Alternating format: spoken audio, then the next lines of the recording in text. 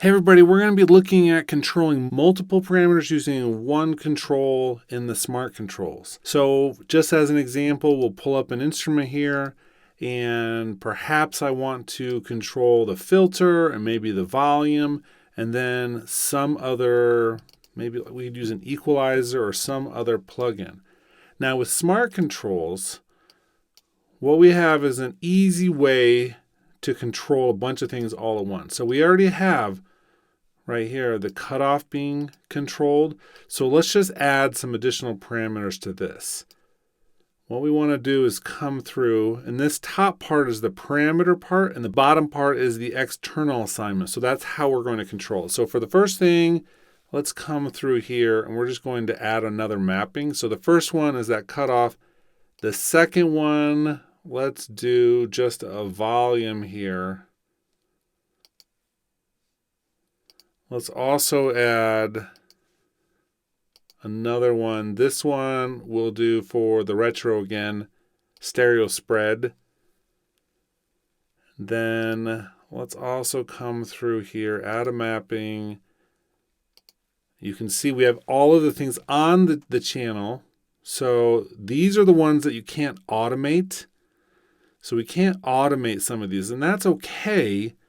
Except you need to know that if you want to actually write this stuff in and make it part of your track, that you're not going to be able to just do it here. The ones we can automate then are listed here.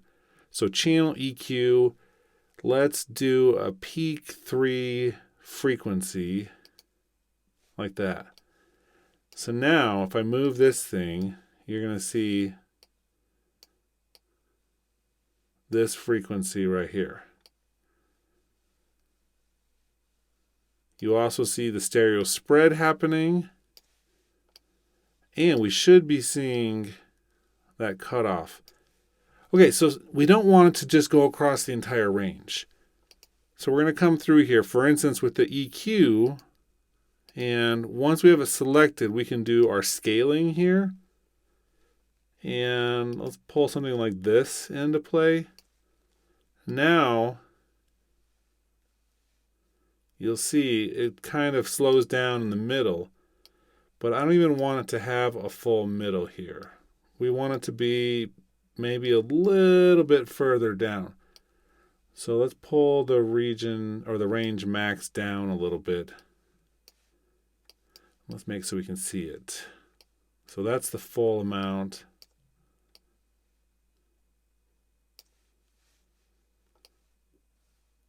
And we don't want to go all the way to the low, so let's pull this up here. Maybe just in this range. So now when I move this, you'll see it's just going in between a small little blip. So you can create these type of maps for all of our different controls here. We can invert them if we want to.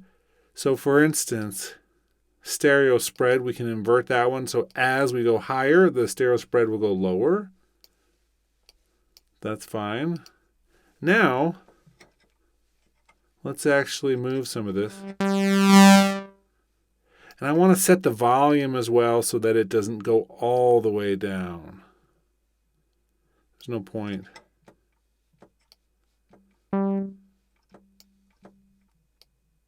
Because I want to be able to hear it even when it's all the way down. Let's set the max volume so we don't blow our speakers.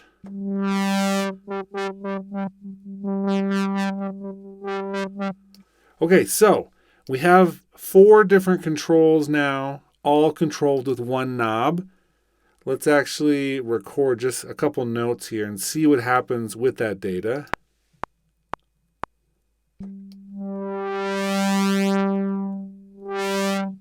So first and foremost, you're going to see that nothing was recorded. So we have another step here that we have to do if we want to record this. And that, of course, is to put our automation into one of the record modes.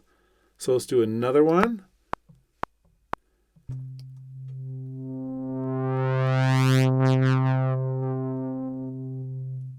Okay, so now I've got these open. Let's take an actual look at how they are working now.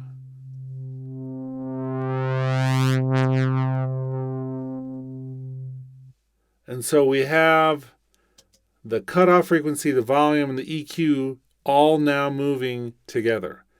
And say we had a different track here. Let's go back.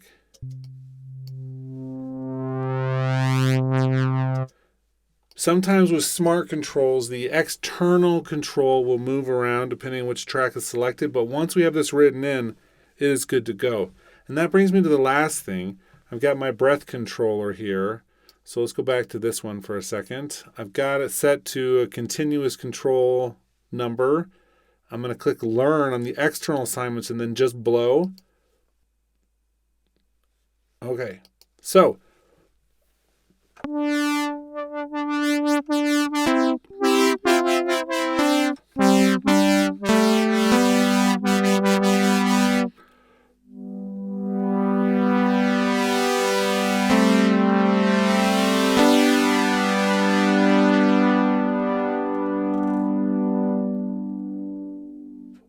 now I've got an external controller which I can use to control that. I don't even have to use my fingers or the mouse. I can just literally use my breath. Okay, this has been a look at controlling multiple parameters using the smart controls and then even attaching an external controller to do that. So I've got one external controller controlling 4 different parameters. All of them get written in using automation. And it's just a really slick way to be able to do this type of control. Okay, hope you're having a great week. Hope you're not suffering too much at the hands of the new update. But we'll do more on that in the next week or two. Talk to you later.